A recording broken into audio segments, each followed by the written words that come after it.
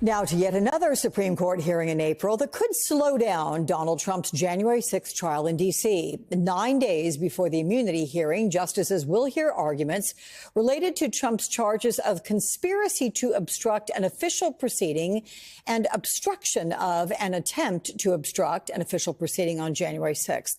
My next guest, a former Trump administration lawyer, has joined a group of former prosecutors and constitutional lawyers filing an amicus brief to argue against Trump's interest in that hearing.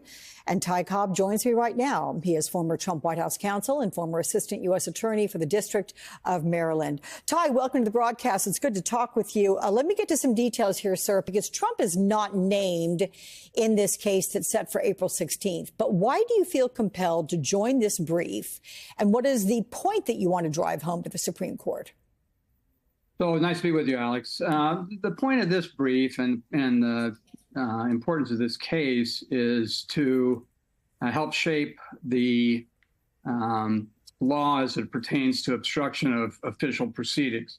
In the case below, the petitioner, under unusual circumstances, has challenged his conviction and the charges with regard to the extent of that law, trying to limit it to only impairing evidence. And it's clear that back in the day when they drafted this statute, Congress intended Section 1512 to basically be an omnibus law prohibiting obstruction of any kind, from murdering a witness to shredding documents that would impair or obstruct an official proceeding.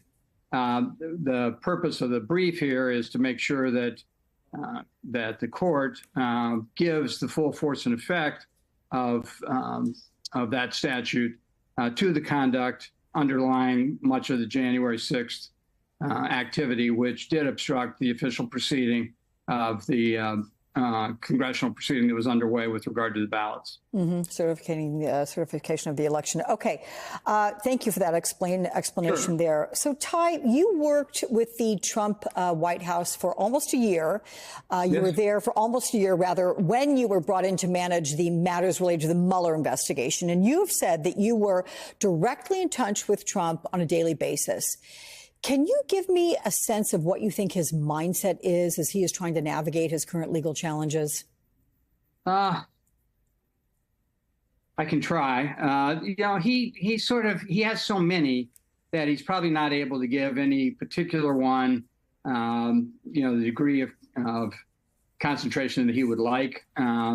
He has to rely on so many different lawyers and so many different teams of lawyers, some of whom are quite capable, others of whom have not distinguished themselves. I think it's very difficult for him, and he's not really a strategist in that regard. So I think he's really very much dependent on the lawyers, and I think that has turned out to be a problem for two reasons. One, the facts are terrible. His conduct is reprehensible. He's the subject of 91 felony counts, 4 separate indictments, and multiple civil cases. He's lost almost $500 million. So it's not like this is a smooth gliding ship. I'm curious what it was like to serve in the Oval Office under Trump. And what can you tell us about his demeanor in your interactions with him? How did he treat you? How did he treat others? So I don't go a lot into the back and forth between me and the former president, just because I'm always nervous and not a fan of lawyers who tell all. But I will say that for the most part, in my experience, the interaction was largely professional, largely what you would expect. There were some difficult moments. There were some other moments that were highly substantive. There was some give and take, and it wasn't always easy for either of us, but I think we got through it professionally, and I think the work on the so-called Russian investigation went relatively smoothly, at least in terms of the interaction between the White House and the Mueller team. This is a much different battlefield that he's facing now. I mean, these are things that he did. He's been charged with. A grand jury has charged him in each of the 4 instances. There are multiple prosecutors all over the country engaged in these events, and it's quite a difficult legal minefield to run the table on. Now, he does have the benefit of time, at least as to the federal cases, because he'll be able to dismiss those if they're still on appeal or still active once the election is over, if he wins. But only if he wins. If he loses, he's going to jail. Well, let's look at what he is likely to win, which is the Republican nomination. And if you look at the headlines in recent months about a possible Trump second term, they include reports of plans for revenge, trade wars, abortion crackdowns. Many warnings are coming from people who served in his administration. And you know the man. What does the idea of a Trump return to the White House conjure up for you? Will he take vengeance if he's reelected? I don't think so in the way that it's being portrayed necessarily. I'm certainly not worried. But is he vengeful? Sure. Has he proved that? Ask Ronna McDaniel. It's amazing. Even his supporters get canned. He has the ability to be petty, as I think circumstances have demonstrated. But is he going to do that on a large scale? I don't think so. I think he'll be much more interested in the levers of power and the things that he can do to polish his perceived greatness in his own mind.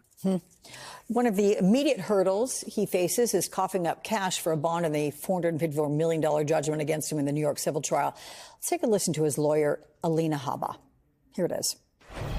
We appeared before the appellate division just last week. He obviously amended the order in terms of allowing the Trump children and Trump family to continue to operate their business and to get loans, which was a big step in the right direction. As I've always said, Martha, this is going to be a long game.